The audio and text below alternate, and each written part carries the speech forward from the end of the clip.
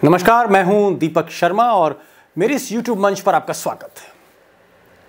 उत्तर प्रदेश में यानी लखनऊ में जो सियासी पिच है जबरदस्त टर्न ले रही साहब। एक के बाद एक बीजेपी के बड़े विकेट गिरते जा रहे हैं, पारी जैसे ढह रही हो। और स्वामी प्रसाद मौर्य जिन्होंने कल इस्तीफा दिया था, ओबीसी के जो बड़े चेहरे हैं, उसके बाद एक और ओबीसी का बड़ा चेहरा दारा सिंह चौहान, जिसके बारे में मैंने कल आपको बताया था, आज उनका भी इस्तीफा हो गया। 3 विधायक, बड़े मजबूत विधायक, ब्रजेश प्रजापति ये तिंदवारी के हैं, रोशन लाल वर्मा तिलहर के हैं, भगवती सागर बिल्हौर कानपुर के, ये भाजपा के तीनों सिटिंग एमएलए, इन्होंने भी इस्तीफा दे दिया। और कहा जा रहा है कि कम से कम 2 दर्जन विधायक इस वक्त अखिलेश यादव के संपर्क में हैं। और शायद एक बारात लेकर स्वामी प्रसाद मौर्य 14 जनवरी को शामिल होने जा रहे हैं सपा में। तो एक भगदड़ सी मच गई साहब। अमित शाह परेशान हैं, मोदी परेशान हैं, योगी आदित्यनाथ को समझ नहीं आ रहा है, क्योंकि सारा का सारा ठीकरा उनके सर पर फोड़ा जा रहा है। एक के बाद एक विधायक उन्हीं पे इल्जाम लगा रहे हैं कि सारी जो आप ये भगदड़ देख रहे हैं, इसके जिम्मेदार योगी आदित्यनाथ है। और जब बीजेपी को कुछ नहीं समझ में आया, जब अमित शाह चाणक्य को कुछ समझ नहीं आया, तो सबसे पहले स्वामी प्रसाद मौर्य का इलाज किया गया। और 24 जनवरी को मौर्य को अदालत में बुलाया गया है, उनके खिलाफ वारंट जारी कर दिया है। और ये वारंट एमएलए एमपी कोर्ट ने जारी किया है, किसी पुराने मामले को लेकर जिसमें धार्मिक भावना भड़काने के आरोप लगे थे।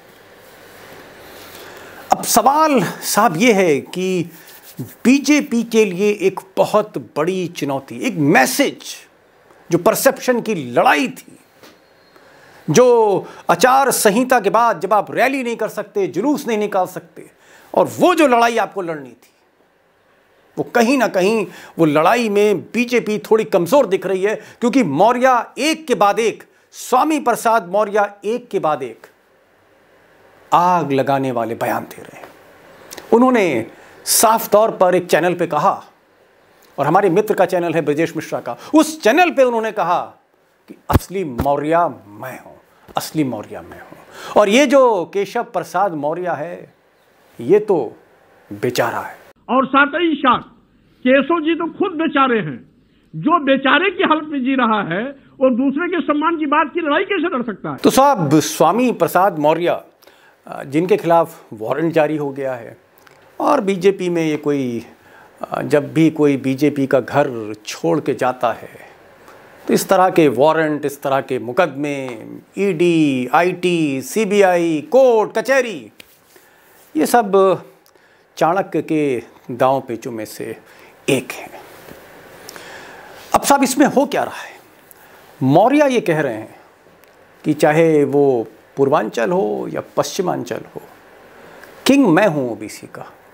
और वो डंके की चोट पर कह रहे हैं कि वो तैयारी कर चुके हैं कि बीजेपी की ताबूत में इस बार वो आखिरी कील ठोकेंगे। मैं इनको इस बात का एहसास कराना चाहता हूं, 2022 चुनाव के परिणाम के बाद इनको इस बात का पता लगेगा कि स्वामी प्रसाद मौर्य कौन सी बला है, और साथ ही साथ स्वामी प्रसाद मौर्य की क्या ताकत है, इस बात का एहसास करेंगे। अब साहब, अमित शाह हो, चाहे वो प्रधानमंत्री नरेंद्र मोदी हो, चाहे वो मुख्यमंत्री योगी आदित्यनाथ हो, अमित शाह जिनको भाजपा का कलयुग का चाणक्य कहा जाता है, उनके माथे पर बल इसलिए, वो परेशान इसलिए हैं कि ज़्यादातर भाजपा से जो नेता यानी मंत्री, कैबिनेट मिनिस्टर या विधायक, सिटिंग एमएलए, ये जो भाजपा छोड़कर सपा में जा रहे हैं, साइकिल पर सवार हो रहे हैं, इसमें ज़्यादातर पिछड़े वर्ग के ओबीसी हैं। वो ओबीसी जिसकी छतरी बनाकर, जिनको अपने साथ लाकर बीजेपी ने प्रचंड बहुमत हासिल किया था, वो ओबीसी भाग रहा है। उस ओबीसी में भगदड़ है। और डर स्वामी प्रसाद मौर्य से इसलिए ज़्यादा है क्योंकि ये बात सही है, इसको हमें स्वीकार करना पड़ेगा कि स्वामी प्रसाद मौर्य निर्विवाद रूप से ओबीसी के सबसे बड़े उत्तर प्रदेश में चेहरे हैं, फेस है। केशव प्रसाद मौर्य कहीं स्टैंड नहीं करते, क्योंकि अब आप देखिए जो स्वामी प्रसाद मौर्य हैं प्रतापगढ़ के रहने वाले हैं, रायबरेली से राजनीति करते थे, वहीं से विधानसभा का चुनाव जीतते थे और उसके बाद वो एक दिन पूर्वांचल चले गए, वो फिर पडरौना से चुनाव जीतने लगे। उनकी जो बिटिया है उनको उन्होंने बदायूं से लड़ाया और वो बिटिया उनकी बदायूं से जीत गई। तो कहाँ बदायूं पश्चिम में, कहाँ प्रतापगढ़, कहाँ पडरौना, पूरे यूपी में एक तरह से आप कह सकते हैं कि स्वामी प्रसाद मौर्य की प्रेजेंस है, फॉलोइंग है। एक और चीज़, ये जो मौर्य हैं, आप ये मान के चलिए कि मौर्य हैं, कहीं पर वो कुशवाहा हो जाते हैं, कहीं उन्हें शाक्य कहते हैं, कहीं सेनी। तो मौर्य, कुशवाहा, शाक्य, सेनी, ये जो कास्ट हैं, सब कास्ट हैं, इनकी भी प्रेजेंस पूरे उत्तर प्रदेश में। और यही डर अमित शाह को सता रहा है कि हमसे कितनी बड़ी गलती हो गई, क्यों नहीं रोक पाए, क्यों नहीं मौके पर हम इस बात का अंदाजा लगा पाए कि ये जो स्वामी प्रसाद मौर्य है, ये अगर जाएगा तो अपने साथ पूरी बारात लेके जाएगा ओबीसी की। अब किया क्या जाए। अब साहब स्वामी साइकिल पर सवार होने जा रहे हैं और इधर अमित शाह की और योगी की धड़कनें बढ़ती जा रही हैं। मुझे किसी ने बताया, एक सूत्र ने बीजेपी में, कि एक इंटरनल सर्वे अमित शाह ने कराया था और उस इंटरनल सर्वे में कम से कम 75 से 100 विधायक, जो 312 एमएलए हैं बीजेपी के उत्तर प्रदेश में, उसमें से 100, 1/3, उनके बारे में, उनकी कंस्टिट्यूएंसी से बहुत नेगेटिव रिपोर्ट्स आई हैं। और रिपोर्ट ये आई हैं कि अगर इन विधायकों को दोबारा मैदान में उतारा जाता है, दोबारा टिकट दिया जाता है, तो ये शर्तियाँ हारेंगे।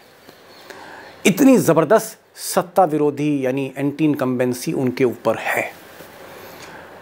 तो एक प्लान अमित शाह ने जेपी नड्डा के साथ मिलकर, सुनील बंसल जो संगठन महामंत्री, उनके साथ मिलकर और मोदी जी को बता के बनाया था कि हम कम से कम 75 से 100 टिकट काटेंगे। अब क्या हुआ कि ये जो भगदड़ मची है साहब, कि सारे लोग जा रहे हैं, जैसे बारात जो है उल्टी मुड़ गई हो, इसको लेकर अब अमित शाह ने अपने प्लान को ही चेंज कर दिया, यू टर्न ले लिया उन्होंने। अमित शाह कभी ऐसा करते नहीं हैं, वो कभी भी बैकफुट के प्लेयर नहीं रहे मोदी की तरह, लेकिन वो बैकफुट पे आ गए। और उन्होंने जो मीटिंग करी, जो मुझे पता लगा है, उन्होंने सुनील बंसल से कहा है और स्वतंत्र देव सिंह से कहा है कि भाई अभी आप किसी को भी ना बताएं, ना संकेत दें, ना किसी का टिकट काटें, अभी इसको होल्ड पे डालिए। अब साहब दिन कितने बचे हैं? पहला फेज का जो मतदान है, पोलिंग है, वो 10 फरवरी को है, उसके बाद 14 को है, दिन ही नहीं बचे, उंगलियों पर रह गए।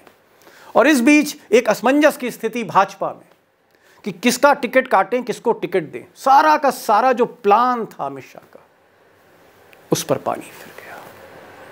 और कहीं ना कहीं मैं कहूँगा कि स्वामी प्रसाद मौर्य ने जो ये गेम खेला है आखिरी घंटे में, भले उनके खिलाफ अब वारंट है जिससे उनको निपटना होगा, लेकिन एक बहुत गहरा, बहुत बड़ा झटका लगा है। और इस झटके पर मैं एक वीडियो बना चुका हूँ, एक आज मैंने अभी बनाया है। क्या इसका इम्पैक्ट होगा इस फर्स्ट फेज़ और सेकंड फेज़ के जो चुनाव हैं, पहला जो 58 सीट पर है, इस पर मैं एक अलग वीडियो बना रहा हूँ, आपको लिंक मिल जाएगा। और इस वीडियो को आप ज़रूर देखिएगा कि पश्चिमी उत्तर प्रदेश में क्या होने जा रहा है, वहाँ पर आरएलडी और सपा किस तरह से अमित शाह से भिड़ने जा रही है, क्योंकि अमित शाह ही पश्चिमी उत्तर प्रदेश के प्रभारी। तो इसका भी एक वीडियो मैंने बनाया है और इसका मैं लिंक भी डालूंगा और आप इसको ज़रूर देखिएगा। हो सकता है कि इस वीडियो के बाद वो वीडियो आए, उसको देखेंगे तो आपको पहले फेज़ का जो एक पूरी तरह से मैंने कोशिश करी है कि आपको एकदम ग्राउंड रिपोर्ट आपको दूँ सारे आंकड़ों के आधार पे, तो वो भी आप ज़रूर देखिएगा। और ये हमारी सुपर सीरीज़ इलेक्शन पे जारी रहेगी। बस एक विनती है कि आप प्लीज़ इस वीडियो को शेयर करें, लाइक करें, आपकी आवाज़ हर जगह जाए। मेरी आवाज़ नहीं है, ये आपकी आवाज़ है और सच जानने का हक आपको है। तो इस आवाज़ को, अपनी इस आवाज़ को आप जितना स्प्रेड करेंगे उतना ही मैसेज दूर दूर तक जाएगा। तो आज बस इतना ही। नमस्कार।